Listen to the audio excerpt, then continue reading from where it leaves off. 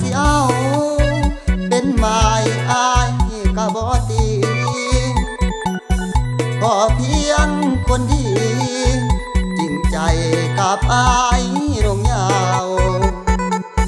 เป็นแม่อีน้อยมาเป็นเมียของบ่าวเฒ่าย้อนว่าตัวเฮาเป็นบ่าวเฒ่าจนคน